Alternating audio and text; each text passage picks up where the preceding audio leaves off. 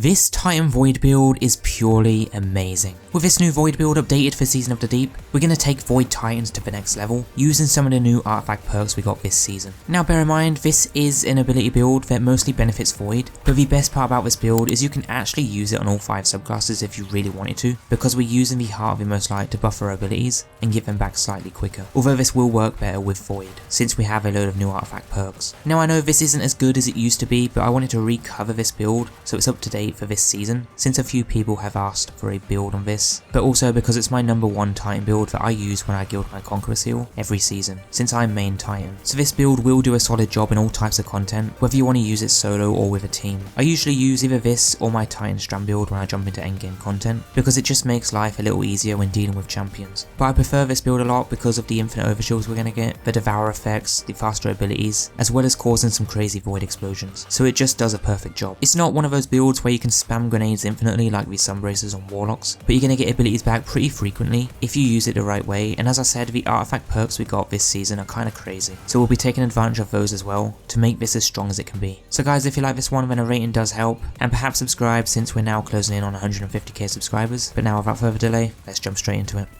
Now, like every video, if you do like this build, then I will mention that I do have a full playlist of new and updated builds, which is linked down below, where you can find all my latest builds from this season, so be sure to check that out later because you might just find your new favourite build. But like I said, with this build, we're going to take the Titan Void build from last season and update it for this season using the new artifact perks that we got, but with a few slight changes as well. And what makes this build so good is that we're going to be able to get devour even more frequently than we've had before, and it's also going to be easier to achieve that this season more than it was last season. And because we have a bunch of void perks in the artifact, we're going to be making a lot of good use out of those void breaches to not just get devour, but also overshield and being able to weaken targets as well, which is going to cause a continuous loop of weakening targets, spawning void breaches and then weakening them again. And the way this build flows is pretty nice, it just works. There were actually a few different fragments I tried with this build because there's some that benefit the build better than others, but in the end I just ended up going with what I felt like worked better with this season's artifact perks. So we'll be focusing towards getting as many orbs and void breaches as we can to maintain devour and overshield and endgame content. This isn't the best build in the game and hasn't been since Heart of Inmost Light got nerfed, but it still does a pretty solid job anyway.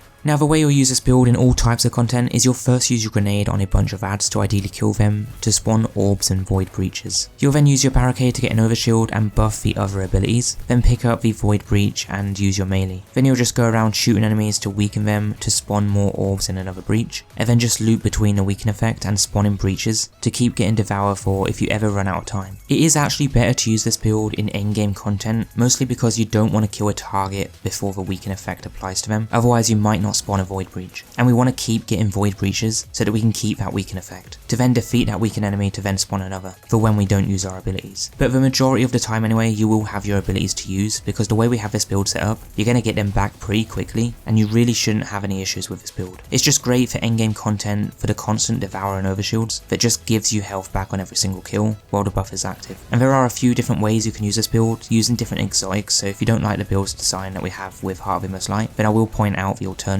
and I'll also go through the artifact setup later in the video as well, so that you can get the right build design that you prefer that works for you. Because this will be the base design, which means you can just use, say, Synthoceps if you wanted to, so the exotic doesn't make too much of a difference to the initial build design. Obviously, using what we're using, we are going to have abilities just that little bit faster than you would without using it. So getting into the setup of this build and starting with the loadout, you can actually use whatever you want. There is no requirement for the loadout, but I'd stick to using void weapons though, since this is a void build and we will be getting benefits when using void weapons. So I'd make sure you have some form of void weapon on. If you're going into a Master Nightfall or something that has champions, obviously prioritize the loadout to the activity that you're going into, so you can actually deal with what's going on and take advantage of any surge modifiers. You always want to prioritize the activities requirement over the build requirement in this case, otherwise you might just screw yourself over. A good weapon that I like to run with this build that works nicely to keep devour going consistently is the Commemoration machine gun. Does a great job at clearing fast, especially if you get volatile rounds. Although with this build we're not actually going the volatile route, you can, but we're not, which is why void weapons aren't a huge part of the build, but if you want to maintain that loop of applying debuffs, then you will want to run void weapons. Now with our first aspect, the controlled demolition, hitting a target with a void ability or volatile explosion makes them volatile. It then further damage to that volatile target causes them to explode, and grants us health when volatile targets explode near you. Now since they are volatile due to our abilities, we won't need volatile rounds so we can damage them with any weapon, it will still be fine. But for our second aspect, we're running the Bastion, so casting our super grants an overshield to us and nearby allies, but also casting your barricade grants an overshield to us as well and empowers it, making it slowly regen the overshield for us and allies that stand near it. By far one of my favourite aspects in the game, because with the setup that we have here, we'll be able to place a barricade down before the previous one is even gone, so it is just infinite overshields most of the time whenever you feel like just throwing another barricade down. And when you're just roaming around collecting void breaches, you'll get even more overshield, so it refreshes your existing one. Because of this season's artifact perk, the Protective Breach,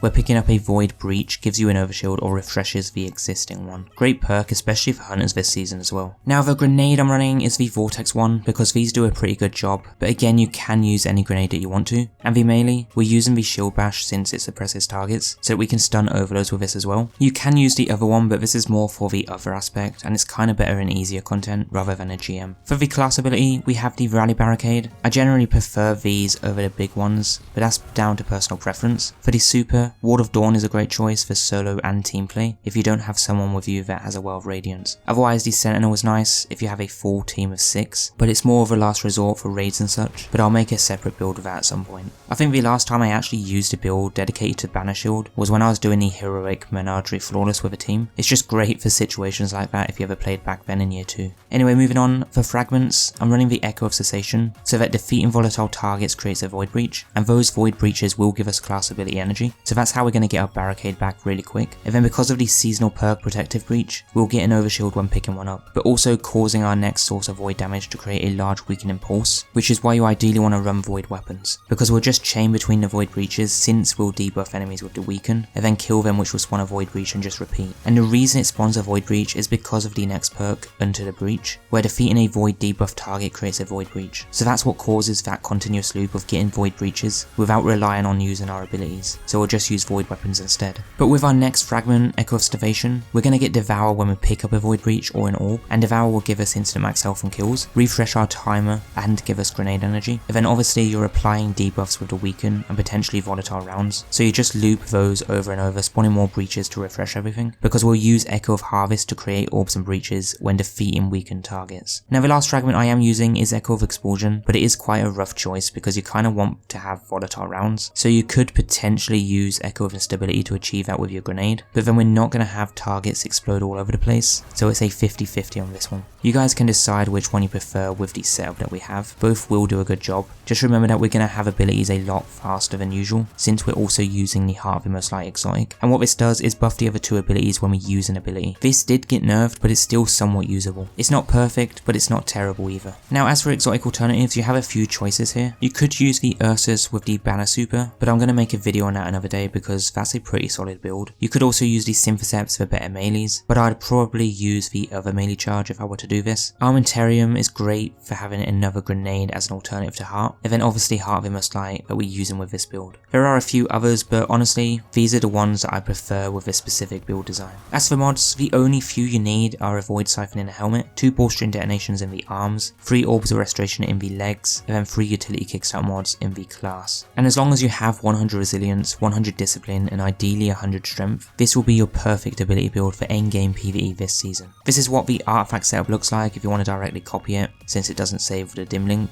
and this here is what the full mod screen setup looks like if you want to copy that as well. Honestly guys, a really good build that you should have within one of your 10 loadout slots for this season on a Titan. Let me know what you guys think of this one, but if you didn't like this build, why not check out the full playlist of new and updated builds down below, because you might just find your new best build. But until then guys, have a good one, and I'll see you then. Peace out guys.